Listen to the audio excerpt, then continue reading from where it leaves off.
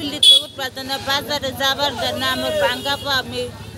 লেখা হাঁটতেছি না বাজারে যাবার নিচ্ছি ডাক্তার কাছে কেউ যাবার দিতেছে না আমার নাম সোনা যান মুখে যাব পাও ভাঙছে না একটা পিলপিলি ঢুকবার দেয় না যাবার জন্য ফলনে ঘুরে দিতেছে এই যে পা ভাঙা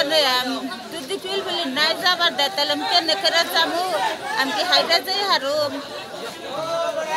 আমার কাছে একটা আবদার জানাই প্রথম আসে এই পিলপিলিগুলো যদি বাজারে ঢুকবার না পারে তাহলে মানুষগুলো চলবে কিভাবে আমি তো খালি এলাকা আতুর না সবাই আছে অনেক মানুষ আছে